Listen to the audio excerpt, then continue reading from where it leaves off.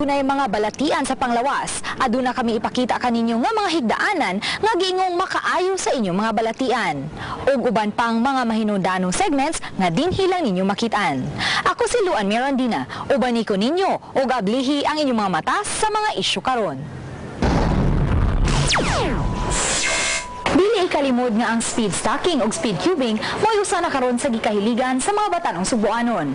Apan dili kini ingon ana kasayon. Tungod kay gawas nga gikinahanglan ang presence of mind, gikinahanglan usab ang paspas nga pagpangamot. Kini himuon ug tapuson sulod lang sa labing menos nga oras. Kini ang isyu ni Vlad Fernando.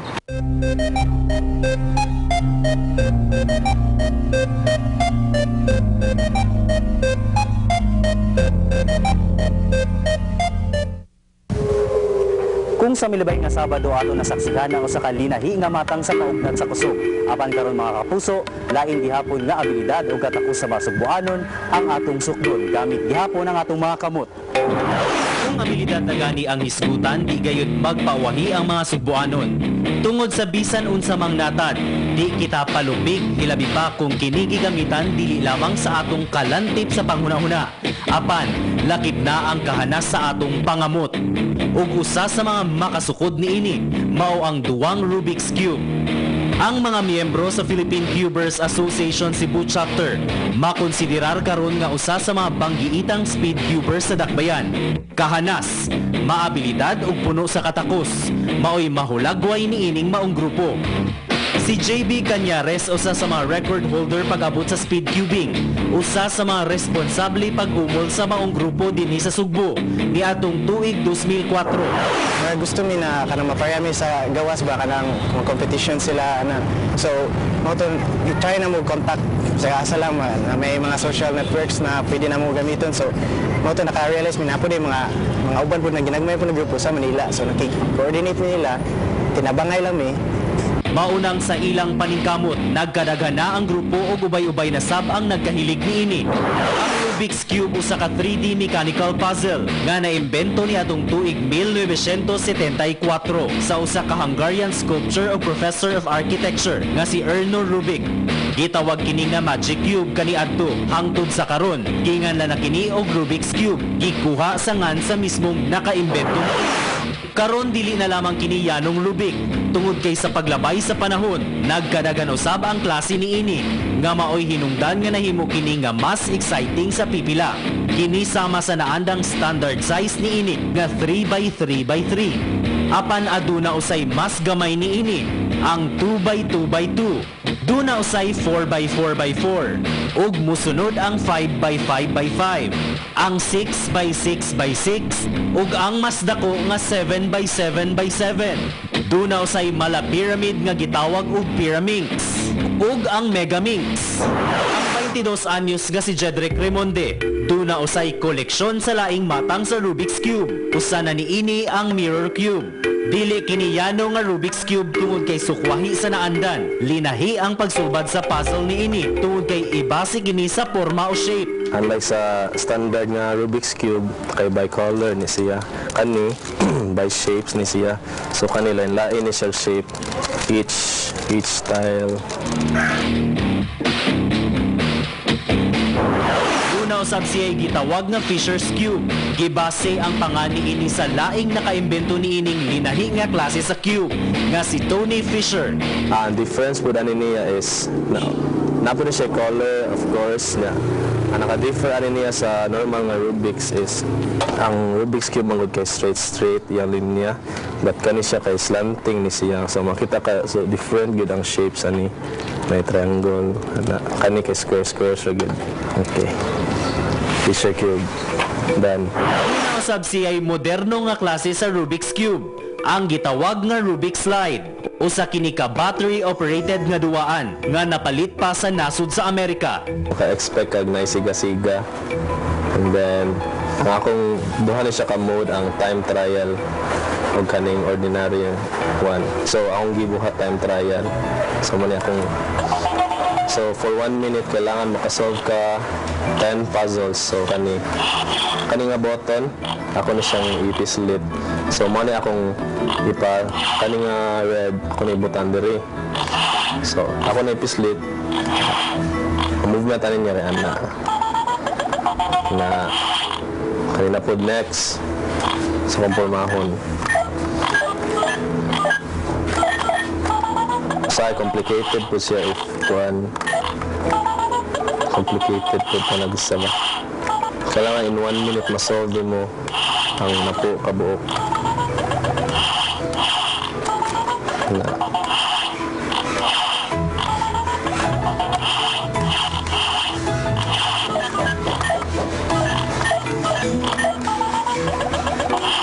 I guess last na ni siya. Manila na nga naka-solve kag 10.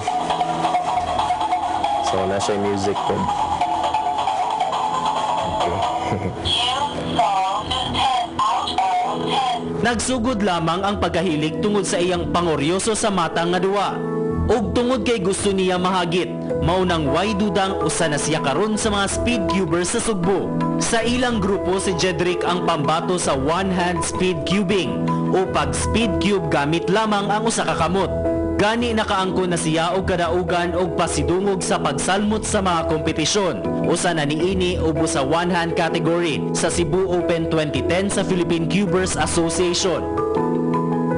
Sa ang iyang inahan, todo suporta o proud usab sa iyang nakabot. As a parent, ganahan ko nga mag-join sa silang usa mga competition. Ni JB nga dili gayud sayon ang maong klase sa hilig. Duna kini proseso nga kinahanglan matun-an una makat-on. Tunay beginner's method ug ang advanced method. Kung tagal na mo bird's eye view sa kanang mga advanced methods, so ang first step naman na more on kuan gid kanang quick hand-eye coordination gid and quick analysis pod. Apan angayan hinumduman nga ang speed cubing dili lamang kuno alang sa mga genius. Apan ang tanan mamahimo kayong makakat-on niini.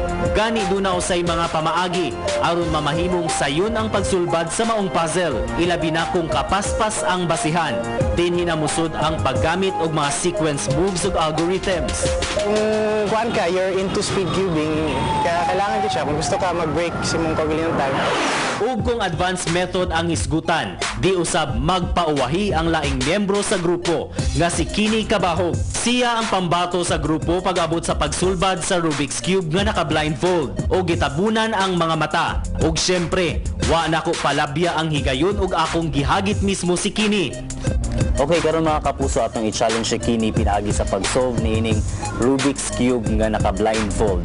So, Kini, ready? Go! Samtang nagdagan ang oras, hatagan usab sila og higayon nga i-familiarize ang Rubik's Cube hangtod sa gitabunan na niini ang iyang mga mata.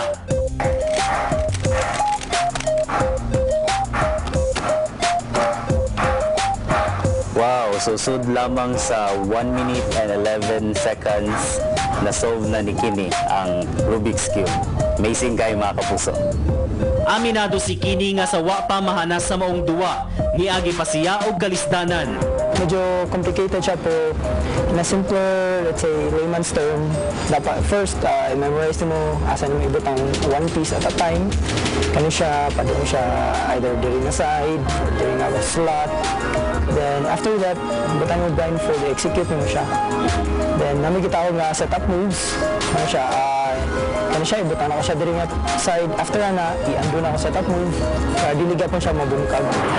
Kahanas og kapaspas sa pangamot na gani ang istoryahan, di usab pauwahi ang duwa nga speed stacking. Ang igsuon ni JB nga 12 anyos nga si Quezel Kabahog, nagkahilig na usab niini. Gani sa iyang pangidaron karon na matikda na ang kapaspas niini. Kitaan kami ni Quezel sa iyang abilidad. Una, ang 363 nga sequence. Kaya lang ipakita ang 360 sa speed stacks.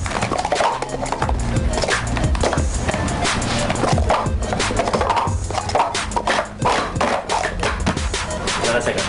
4.28. Amo usab siya gihagit pinaagi sa laing sequence ang gitawag nga cycle ug ang sequence nga gitawag og 333.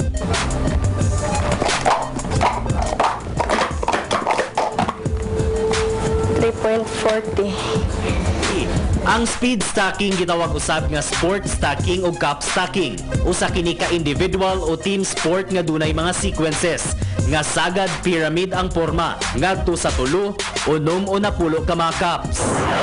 Lain usab nga mabatan-on ang nagkahilig sa maong matang sa paugnat sa kusog. Ang 13 anyos nga sila si Cali Carcel o Liana San Pedro, duha lang sa nagadaghan karon nga nagkahilig sa cup stacking. Kakugi lamang kuno ang sekreto ni ini aron mulampos. Takes like practice. Yeah. And once you practice and practice, you get better. Yeah. Nagayud ikatingala ang pagkahilig sa mga kabatan-unan sa mabutang diin masukod ang ilang katakos. Kini nagpamatuod lang sa talento nga angayan lamang ipasigarbo. Tungod ang maong mga abilidad sa kamot, mausay nagdala og nagupot sa ilang mga kalampusan. Dini sa Barangay Kubacob, siyudad sa Mandaue,